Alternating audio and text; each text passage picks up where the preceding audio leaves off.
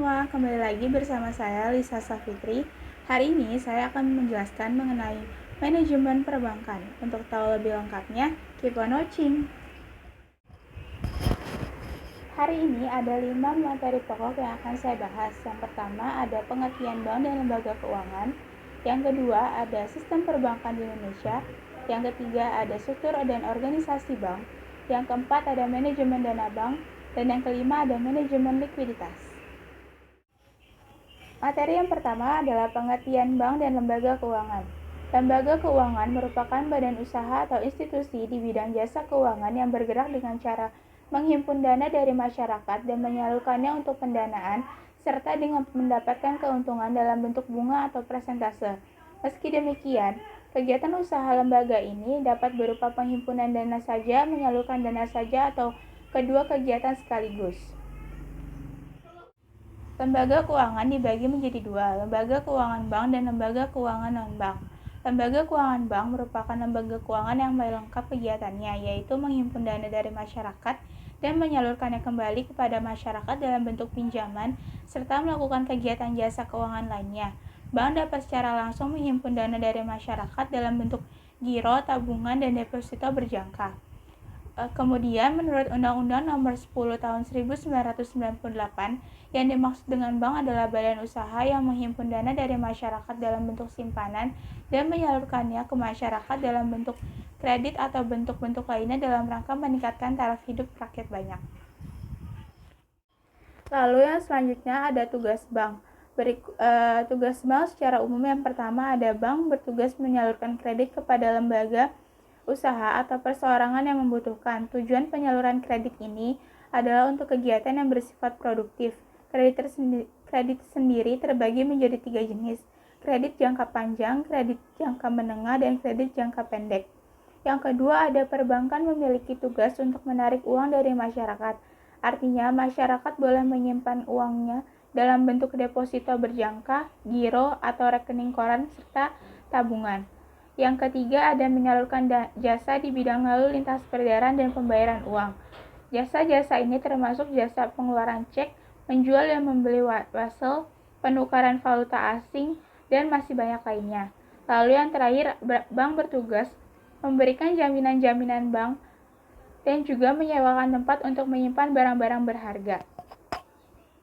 Peranan bank memiliki dua peranan. Yang pertama, peranan dalam negeri. Bank mempunyai peranan untuk memenuhi kebutuhan dalam negeri seperti kegiatan administrasi keuangan, penampungan uang, penggunaan uang, penukaran dan perdagangan uang, pengawasan uang, perkreditan, dan pengiriman uang. Lalu yang kedua ada peranan perbankan untuk luar negeri, meliputi hal-hal yang berkaitan dengan lalu lintas devisa, hubungan perdagangan, dan hubungan moneter antar negara. Lalu kita masuk ke materi yang kedua, yaitu sistem perbankan di Indonesia. Bank yang sehat adalah bank yang merumuskan kebijakan dan melaksanakan seluruh rencananya dengan sebaik-baiknya. Kegiatan ini merupakan suatu proses yang vital karena kebijakan yang telah dirumuskan dengan jelas dan dikomunikasikan secara efektif akan dapat merangsang tindakan yang tertib dari setiap orang yang terlibat di dalamnya. Kebijakan tersebut hendaknya dirumuskan untuk hal sebagai berikut. Yang pertama, tipe klien perbankan yang dilayani. 2, pelayanan yang harus diberikan. 3, daerah yang harus dilayani. 4, metode mendapatkan bisnis. 5, komposisi dan distribusi aktiva. Ke-6, ada preferensi likuiditas. Yang ke-7, ada persaingan. Yang ke-8, ada pengembangan dan latihan staf. Dan yang ke-9, ada ruangan bank. Lalu yang selanjutnya adalah kegiatan bank. Kegiatan perbankan yang paling pokok adalah membeli uang dengan cara menghimpun dana dari masyarakat luas, kemudian menjual uang yang berhasil dihimpun dengan cara menyalurkan kembali kepada masyarakat melalui pemberian pinjaman atau kredit. Dari kegiatan jual beli uang inilah bank akan memperoleh keuntungan, yaitu selisih harga beli atau bunga simpanan dengan harga jual atau bunga pinjaman.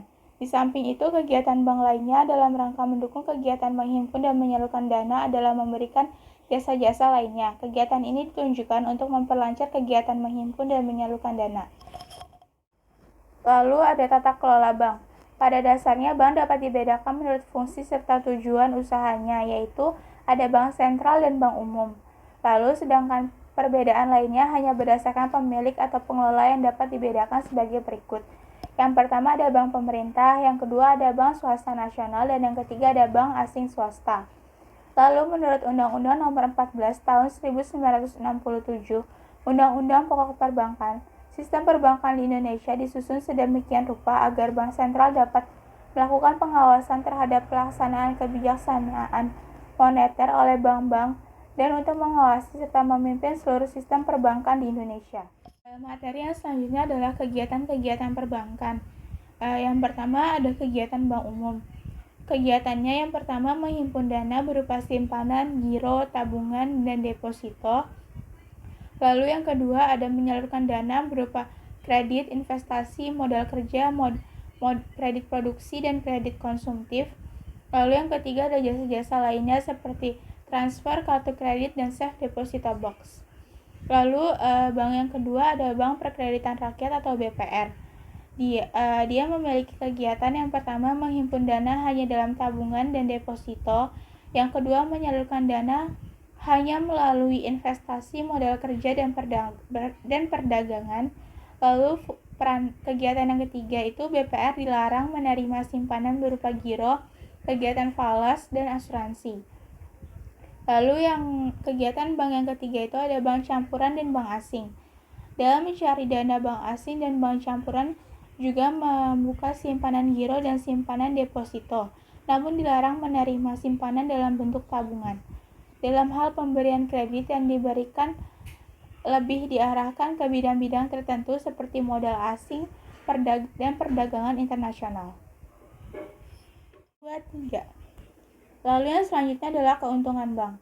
Keuntungan bank diperoleh dari selisih lebih pendapatan dari biaya operasionalnya. Jadi apa saja yang dilakukan bank memperoleh pendapatannya dengan hitungan tertentu. Biaya operasionalnya tidak lebih besar dari pendapatannya, dengan kata lain harus untung. Pendapatan ini dapat berupa pendapatan bunga pinjaman atau bagai hasil, aset sitaan, pendapatan per jasa, investasi, dan safe deposit box. Yang ketiga ada struktur dan organisasi bank. Berikut saya lampirkan organisasi struktur dari PT Bank Mandiri. Lalu selanjutnya ada organisasi Bank BNI yang berisi anak-anak usaha Bank BNI, ada BNI Multifinance, BNI Sekuritas, BNI Life, BNI Syariah, dan anak-anak usahanya yang lain. Lalu selanjutnya ada struktur organisasi kantor pusat dari PT Bank BNI Syariah.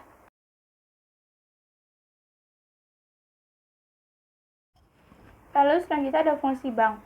Secara umum, fungsi utama bank adalah sebagai lembaga intermediasi keuangan, menghimpun dana dan menyalurkan dananya pada masyarakat. Tapi, bank juga mempunyai fungsi khusus. Yang pertama ada agent of trust. Lembaga yang landasan kegiatannya didasarkan atas kepercayaan. Pihak surplus akan mau menitipkan uangnya pada bank kalau ia bisa dipercaya. Demikian juga bank akan menyalurkan dananya kepada kreditor yang bisa dipercaya. Lalu yang kedua ada agent of development. Kegiatan utama bank sangat membantu dalam mengembangkan perekonomian sektorial dan sektor moneter tidak dapat dipisahkan. Lalu yang ketiga ada agent of service. Bank juga menyediakan jasa layanan perbankan, baik berupa jasa pengiriman uang, penitipan barang, lembaga, pemberian jaminan bank, ataupun penyelesaian tagihan. Selanjutnya ada asas-asas usaha bank. Yang pertama ada denomination deceivility. Bank menghimpun dana dari pihak surplus yang masing-masing relatif kecil, tetapi secara keseluruhan akan sangat besar, sehingga bank dapat memenuhi kebutuhan pihak defisit dalam bentuk kredit. Lalu yang kedua ada maturity flexibility. Penghimpunan dana dengan bentuk-bentuk yang bervariasi jangka waktu dan penarikannya, seperti rekening giro, deposito, tabungan, dan sebagainya. Lalu yang ketiga ada liquidity transformation. Dana yang disimpan di bank secara umum bersifat liquid. Karena itu, nasabah mestinya juga dengan mudah mencairkan uangnya sesuai dalam bentuk-bentuk tabungan. Lalu yang terakhir ada risk diversification, penyebaran kredit kepada aneka sektor perekonomian, sehingga resikonya bisa kecil. Dasar hukum bank umum. Menurut Undang-Undang Republik Indonesia Nomor 10 Tahun 1998 tentang perubahan atas Undang-Undang Nomor 7 Tahun 1992 tentang perbankan, Bab 1. Yang pertama ada ketentuan umum pasal 1. Bab 2 mengenai asas, fungsi, dan tujuan. Pasal ketiga berisi perbankan Indonesia dalam melakukan usahanya berasaskan demokrasi ekonomi dengan menggunakan prinsip kehati-hatian. Lalu pasal 3, fungsi utama perbankan Indonesia adalah sebagai penghimpun dan penyalur dana masyarakat. Lalu pasal keempat, perbankan Indonesia bertujuan menunjang pelaksanaan pembangunan nasional dalam rangka meningkatkan pemerataan pertumbuhan ekonomi dan stabilitas nasional ke dalam peningkatan kesejahteraan rakyat. Lalu selanjutnya ada bank syariah. Bank syariah yang dimaksud di sini adalah bank Islam. Bank yang melaksanakan kegiatan usahanya berdasarkan prinsip Islam, yaitu aturan perjanjian antara bank dengan pihak lain berdasarkan hukum Islam. Sehingga perbedaan antara bank Islam dengan bank konvensional terletak pada prinsip dasar operasinya yang tidak menggunakan bunga, akan tetapi menggunakan prinsip bagi hasil jual beli dan prinsip lain yang sesuai dengan syariat Islam. Karena bunga diyakini mengandung unsur riba yang diharamkan oleh agama Islam. Lalu, materi yang keempat ada manajemen dana bank. Manajemen dana bank adalah kegiatan perencanaan, pengorganisasian, pelaksanaan, dan pengendalian terhadap penghimpunan dana bank. Sumber dana bank itu ada dua, dana dari dalam bank dan dari luar bank. Dari luar bank bisa berasal dari masyarakat atau lembaga lainnya. Lalu yang selanjutnya ada sumber dana bank.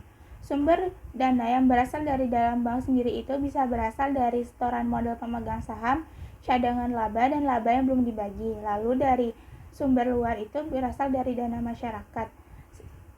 Dana masyarakat dapat berupa yang pertama simpanan giro. Simpanan yang penarikannya dapat dilakukan setiap saat dengan menggunakan cek atau bilet giro. Lalu yang kedua ada simpanan tabungan. Simpanan dan penarikannya dapat dilakukan setiap saat, dapat dengan menggunakan buku tabungan, slip penarikan, kartu ATM, atau sarana lainnya. Lalu yang terakhir ada simpanan deposito. Simpanan dan penarikannya sesuai dengan jangka waktu dan dapat ditarik dengan bilet deposito atau sertifikat deposito. Lalu sumber dari luar lainnya itu ada dari lembaga lainnya. Itu bisa berbentuk bantuan likuiditas Bank Indonesia atau BLBI, pinjaman antar bank, lalu ada pinjaman dari bank luar negeri, dan yang terakhir ada surat berharga pasar uang atau SBPU. Selanjutnya ada konsep likuiditas. Bank dianggap liquid apabila memenuhi beberapa syarat berikut. Yang pertama, memiliki sejumlah likuiditas, memegang alat-alat liquid, kas aset, seperti uang kas, rekening pada bank sentral, dan bank lainnya sama dengan jumlah kebutuhan likuiditas yang diperkirakan. Lalu yang kedua, memiliki likuiditas kurang dari kebutuhan, tetapi bank memiliki surat-surat berharga yang segera dapat dialihkan menjadi kas tanpa mengalami kerugian baik sebelum sesudah jatuh tempo. Lalu yang ketiga, memiliki kemampuan untuk memperoleh likuiditas dengan cara menciptakan uang, misalnya penggunaan fasilitas diskonto, call money, penjualan surat berharga dengan repurchase agreement. Lalu jenis-jenis likuiditas itu ada dua.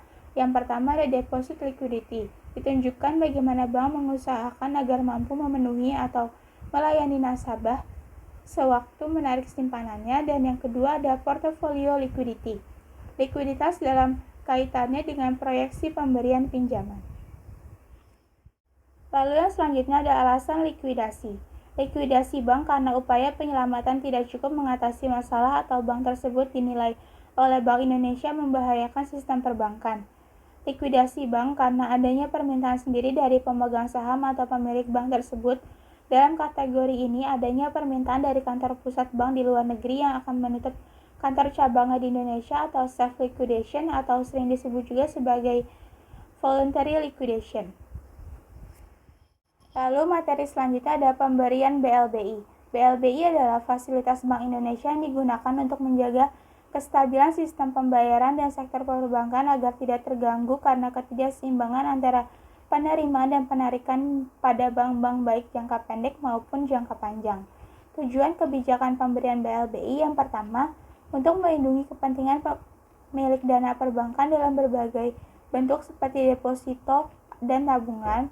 Lalu yang kedua, bukan ditunjukkan untuk menyelamatkan pemilik bank atau bank-bank secara individual sebagai unit usaha. Akan tetapi, untuk keselamatan dan kestabilan perbankan sebagai bagian vital dari sistem pembayaran nasional. Ya, itu tadi adalah penjelasan saya mengenai manajemen perbankan. Semoga bisa dipahami dan dimengerti dengan baik.